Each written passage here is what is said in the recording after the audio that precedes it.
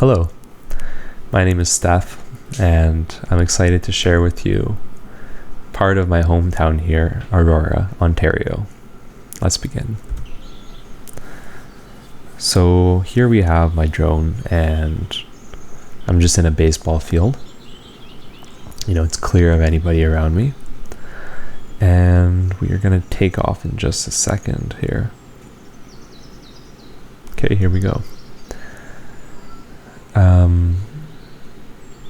Would you look at that? Every time, always takes my breath away just seeing the beautiful landscape.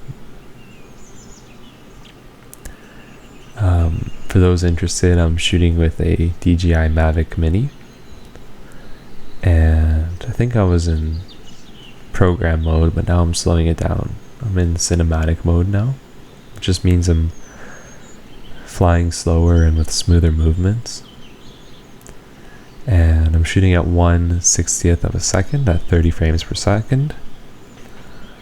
And I have a neutral density filter on there, so this is manual exposure.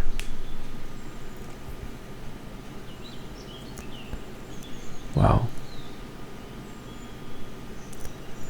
If you look down, you see a small little bridge there, and here I pan down to it. Excellent timing.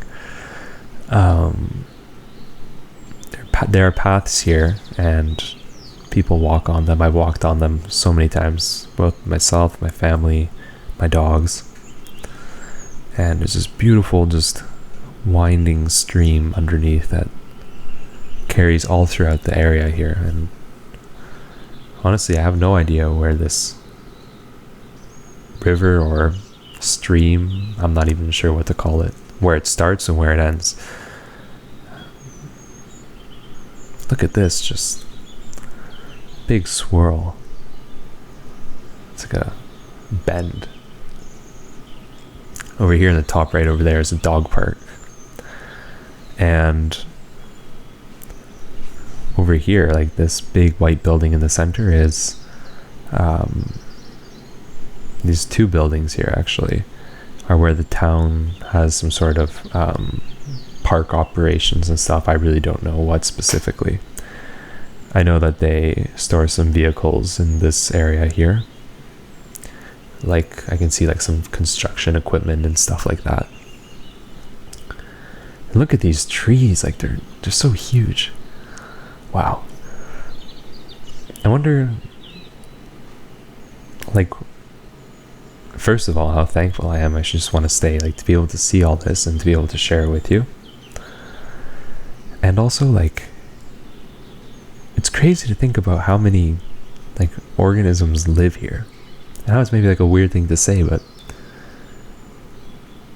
even when I'm so close to the ground, you might see a couple insects and like birds and stuff in the sky, and maybe like squirrels, rabbits. I've seen a couple coyotes, but like that's just on like a small scale, like when you're just your field of view, like what you can see with your vision when you're down on like the ground. And from up here, like, can you imagine? You can't see them all. In fact, I don't know if I can really see anything except for trees and maybe the occasional bird, but there's so much life down here.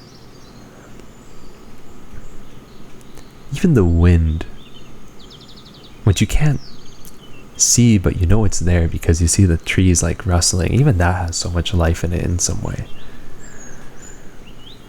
That's an interesting idea, like something you can't see, but you know it's there. You can hear the wind, you can smell the air, or things that are in the air. Sometimes you can even taste it. I love when after it rains and there's like that fresh taste, sensation, just earth. It's beautiful. Here we have some more trees, and here's like a reservoir of water. And sometimes you can see like there's great blue herons, which sometimes come here. There's fish here. There's signs that say not to skate and sled around here and stuff like that. Wow. Look at that. All these lily pads in the bottom right here. Houses everywhere. But they're like immersed in the trees. Over here I'm cautious not to go over the property. I barely just evade the property line here. Look at these trees. And look at that car in the top left just zooming by. It's probably not even going that fast. It's just kicking up all the dust with those tires. Look at this big healthy tree in the center here. Wow. Just rustling in the wind. That's an interesting thing. Things that you know are there, but you can't really see with your eyes, you know? Like you can, I guess things you can feel, things you experience, but sense in abstract ways. Like love. Like when you know you love somebody and you care about them, friend, partner, family member, different qualities of love, almost like different timber, if you will, but it's all under that umbrella of love.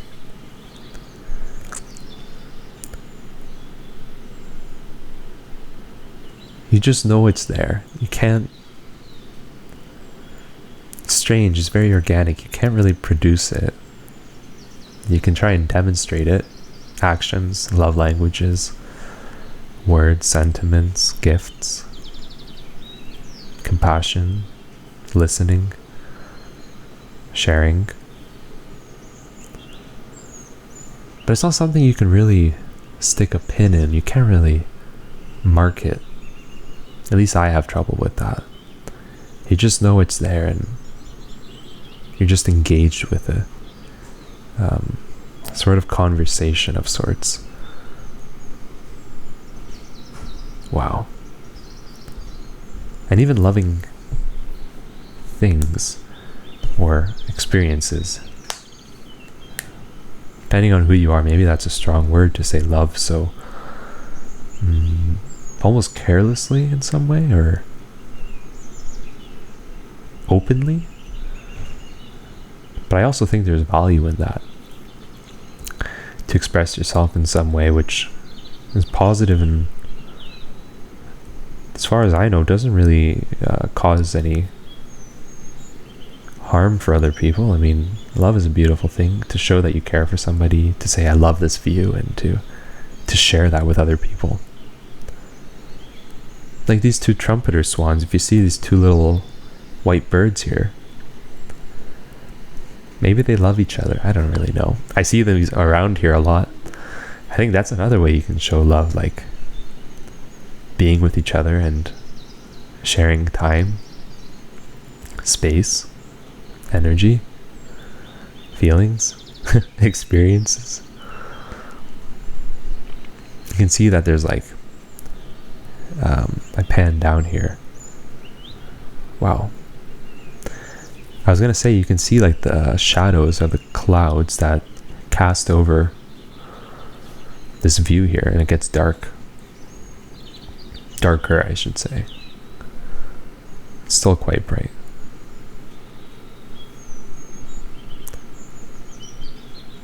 I wonder what other things are out there, and there must be things that you know are there, but you just can't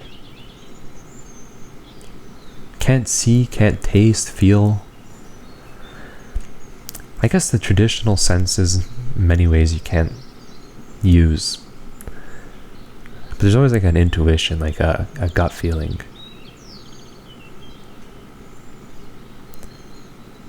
Yeah. Like I know that there are like things living down here, like squirrels, rabbits, ants everywhere.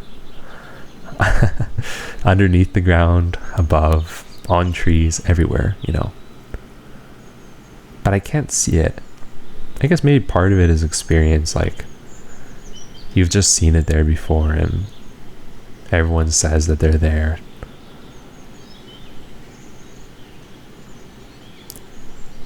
That's an interesting thought in itself. Like, how do you know what you think you know? I don't know. But I do know. And is that important? I think it's important to explore. And I also think it's important to just enjoy this view here. Look at these trees. It really puts it into perspective. Like, you have some really huge trees, some smaller trees, shrubs, buildings. Wow. Right. What happens here is that there's these gusts of wind and they just they shoot into the drone. And the drone kind of loses its balance, but it restabilizes. And so at this point, I remember thinking, oh, I gotta get back. I gotta land this instrument before it's out of the sky, like it falls to the ground. And so I like put it into the sport mode, and I'm like, yeah, I'm gonna like zoom back. Anyway, that's what's happening here, which is my cue to wrap up, because I know that I'm coming back now and I'm gonna land soon. I think one thought that I'll reflect upon, and I encourage you to, if you are open and willing to think about, is, whoa, hope you don't get seasick. How do you, or why do you think you know the things that you think that you know? And that's very open-ended and very broad, and I'm sure you can think of examples that, well, if you want to, you can think of different examples, like, why do you think the things you think? How do you know that there's like organisms here? How do you know if you love somebody? How do you know if you care for somebody? How do you know if